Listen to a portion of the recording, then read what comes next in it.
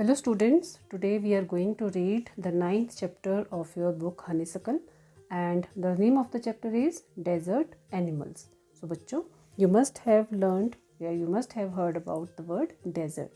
Desert is मरुस्थल, जिसको हम इंग्लिश में desert और हिंदी में बोलते हैं मरुस्थल या रेगिस्तान. रेगिस्तान मतलब जहाँ दूर दूर तक हमें रेत और सिर्फ रेत ही नज़र आए.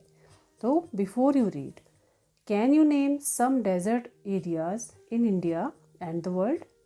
क्या आप भारत में कुछ जो मरुस्थल का एरिया है, ऐसा क्षेत्र जहाँ रेत ही रेत हो, और वर्ल्ड में ऐसे कंट्रीज़ जहाँ रेत ज़्यादा हो या जिन्हें रेगिस्तान या मरुस्थल बोलते हैं, क्या आप उन जगहों के या उन एरियाज़ के नाम बता सकते हो?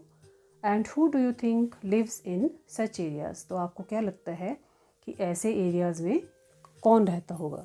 तो बच्चों, सबसे पहले जैसे हमने भारत में जो डेजर्ट्स हैं वो ज़्यादा हमारा कहाँ पे जो मरुस्थल का इलाका है वो है रेगिस्तान वाला इलाका जो है हमारा राजस्थान है. तो राजस्थान में जैसे जैसलमेर है, बीकानेर, देन पुष्कर और जोधपुर,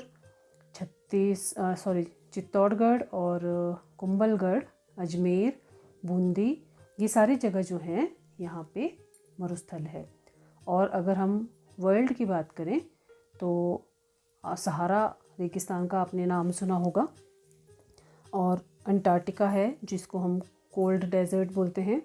वैसे ही हमारा जो लेह लद्दाख का एरिया है वो भी कोल्ड डेजर्ट है क्योंकि वहाँ पे बर्फ़ पड़ी रहती है. तो डेजर्ट हमारे मेनली दो प्रकार के होते हैं, एक जो गर्म जगहों पे है और एक जो ठंडी जगहों पर है.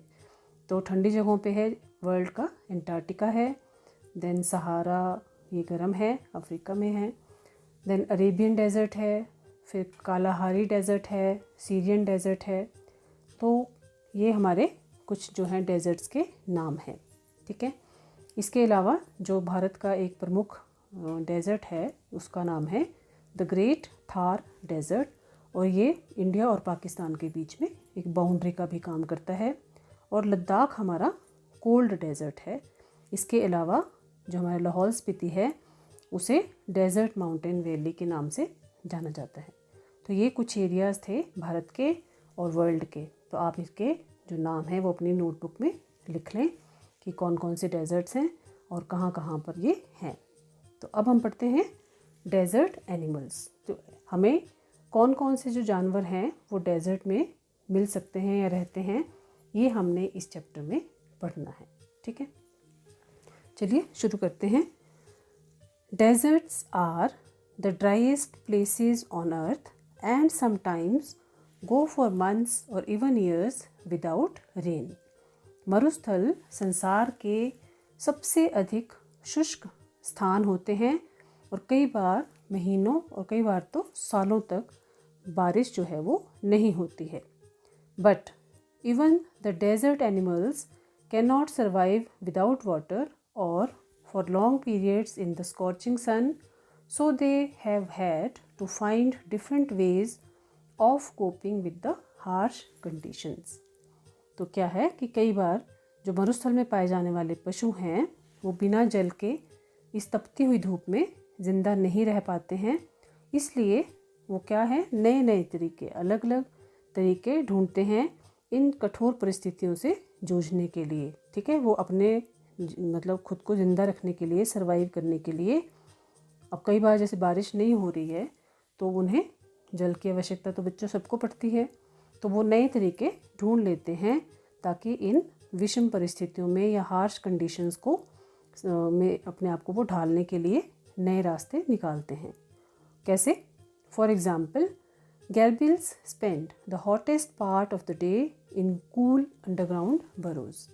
गेरबिल जो है एक चूहे जैसा दिखने वाला डेजर्ट का एक प्रजाति है, चूहों की प्रजाति से है, और इसकी जो पीछे की टांगें होती हैं वो हाइंड लेग्स जिन्हें बोलते हैं वो लंबी होती हैं. तो ये चूहा नहीं है, चूहों की प्रजाति का है. ठीक है, उसको बोलते हैं गेरबिल्स. ये दिन का जो सबसे गर्म वाला हिस्सा होता है दिन का, वो कहाँ गुजारते हैं? ज़मीन के नीचे अपने बिल के अंदर.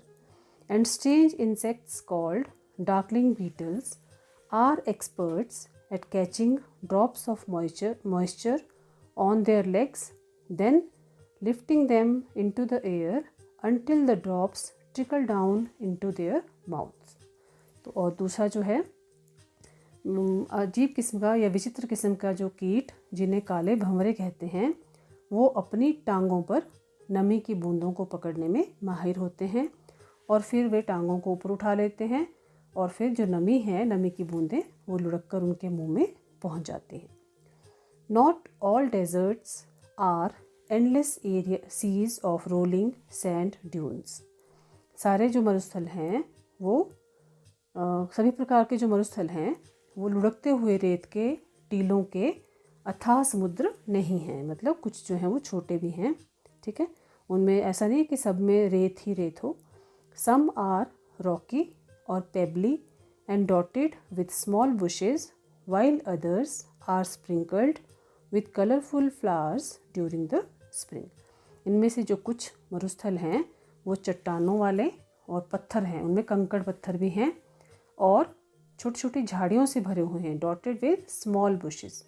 डॉट मतलब जैसे बहुत बड़े रेत के अंदर जब झाड़ी होगी तो वो एक डॉट की तरह दिखेगी, तो इसलिए उसे डॉटेड कहा गया है, छोटी छोटी झाड़ियों के साथ।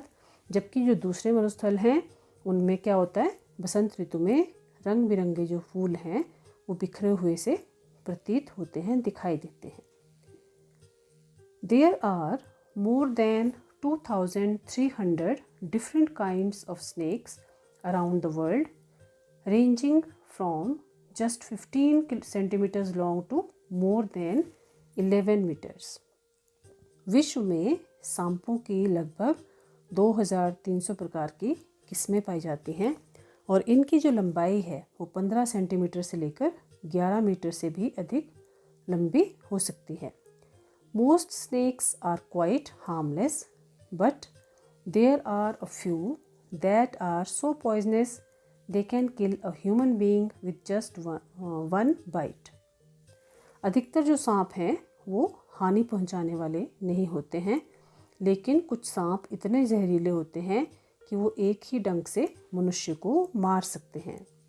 Most snakes lay eggs but there are many which give birth to their young.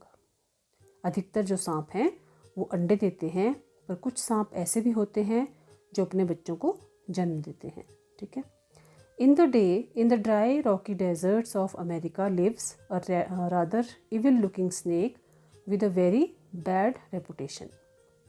America के सूखे और पथरीले मरुस्थल में एक बहुत ही डरावना सांप रहता है और वो बहुत ही, उसकी जो रेपुटेशन है वो ख़राब है, यानी उसकी जो वो उसे बहुत ही बदनाम सांप है वो। बैड रेपुटेशन मतलब जिसकी इमेज अच्छी ना हो। Its frightening rattle can be heard as far as 30 meters away and it can strike with lightning speed। ये स्नेक कौन सा है, इसे रेटल स्नेक बोलते हैं।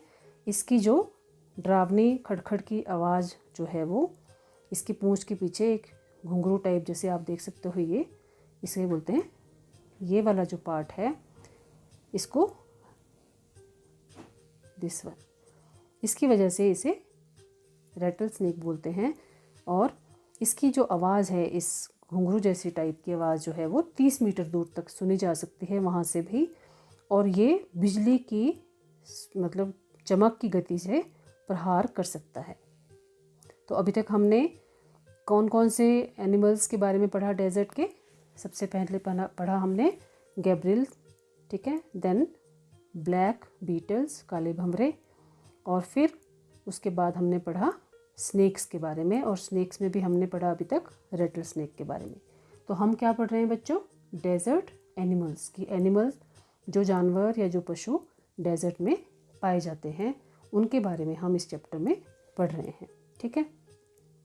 तो इस पार्ट को हम यहीं पर अब स्टॉप करेंगे और अब हम इसके जो कॉम्प्रिहेंशन पैसेज हैं वो आपके वर्कशीट में भी आपको भेजेंगे करने के लिए।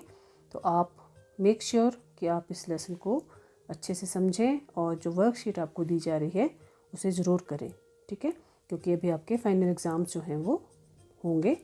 समर वेकेशन स्कूल्स के विंटर के हो चुके हैं, लेकिन मैं चाहूँगी कि जो विंटर स्कूल्स के बच्चे हैं जिन्होंने ये चैप्टर नहीं पढ़े हैं, उनका सिलेबस कम किया गया था, वो भी इस चैप्टर्स को पढ़ लें और अपनी जो नॉलेज है उसे इंक्रीज़ करें।